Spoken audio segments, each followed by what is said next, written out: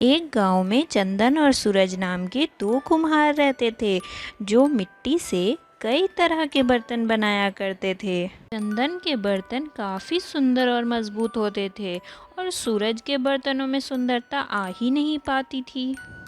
दोनों अपने अपने मिट्टी के बर्तनों को शहर जाकर बेचते थे और जो पैसे मिलते उन्हीं से अपना गुजर बसर करते थे। सूरज हमेशा ही चंदन के सुंदर बर्तनों को देखकर जलता था। वह हमेशा से ही चंदन से चिढ़ता था और कई बार तो उसने कुछ बहानों से चंदन के बर्तनों को तोड़ दिया था। लेकिन इन सब के बावजूद भी चंदन ने कभी भी कोई हीन भावना नहीं रखी और ना ही कभी उसने सूरज से बदला लेने की सोची। जो भी बर्तन टूट जाते चंदन उन्हें फिर से और भी सुंदर तरह से जोड़कर नई नई चीजें बना देता। यह देखकर सूरज और ज्यादा आग बबूला हो जाता और हमेशा नई नई तरकीबें सोचता कि कैसे चंदन को नुकसान पहुंचाया जाए। एक दिन दोनों अपने अपने बर्तनों को बेचकर शहर से वापस लौट रहे थे। तभी रास्ते में उन्हें एक बूढ़ा आदमी मिला जो बड़ा ही बदहाल दिख रहा था, मानो उसने कई दिनों से कुछ भी खाया ना हो। बूढ़े ने हाथ फैलाकर दोनों से मदद मांगी। सूरज ने तो बेचारे बूढ़े की तरफ मुड़कर भी नहीं देखा और अपने रास्ते चलता बना। लेकिन चंदन को उसे देखकर दया आ गई। उसके पास जो थोड़े बहुत रुपए थे बेचारे बूढ़े को दे दिया और साथ में कुछ फल भी दे दिए जो उसने शहर से लौटने के वक्त खरीदे थे। बूढ़ा बहुत खुश हुआ और आशीर्वाद देने लगा।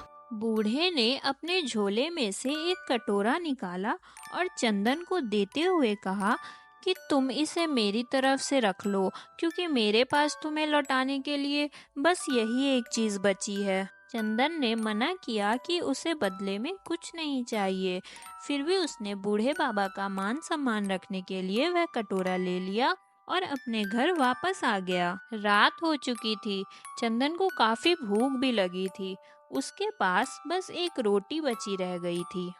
चंदन ने वह रोटी ली और जल्दी जल्दी में उसी कटोरे में रखकर खाने लगा जो कटोरा बूढ़े बाबा ने आज उसे दिया था। कटोरे में रोटी रखते ही वह एक की जगह दो रोटियों में बदल गई। यह चमत्कार देखकर चंदन बहुत अचंभित हो गया, लेकिन थकान होने के कारण उसने इस बात पे ध्यान नहीं दिया और सोचा कि शायद उसने दो रोटियां ही रखी होंगी और फिर खाना खाकर सो गया। अगले दिन चंदन और सूरज साथ में शहर की ओर व्यापार के लिए निकले।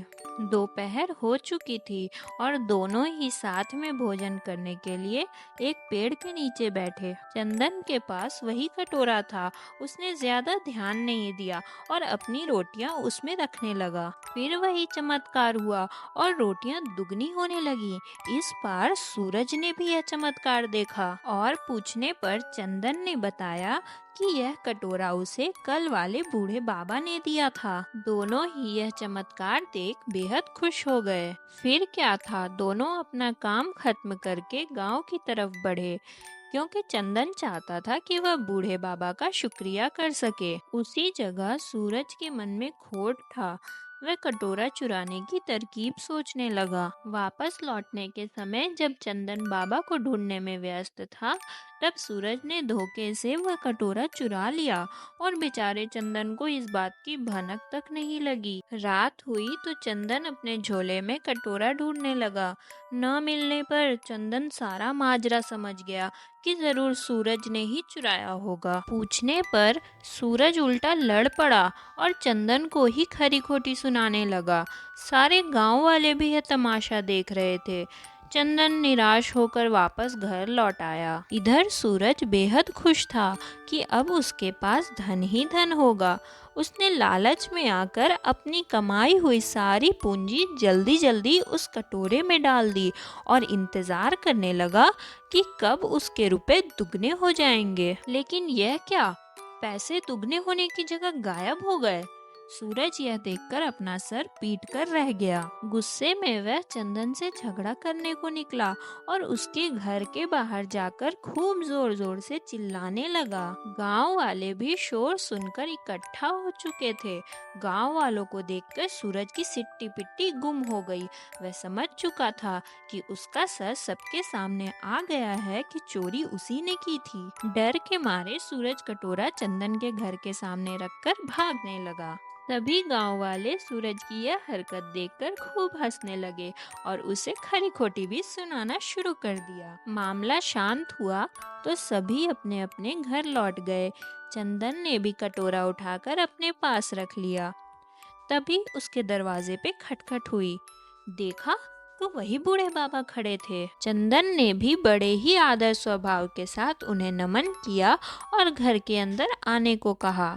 बूढ़े बाबा ने भी चंदन को सारा माजरा समझा दिया और उससे कहा कि तुम्हारे स्वभाव और साफ मन के ही वजह से यह चमत्कार हुआ और सूरज के लालच भाव की वजह से चमत्कार उल्टा हो गया। बूढ़े बाबा ने यह भी समझाया कि जब तक तुम साफ मन से और मदद भाव से इसका इस्तेमाल करोगे चमत्कार काम करता रहेगा।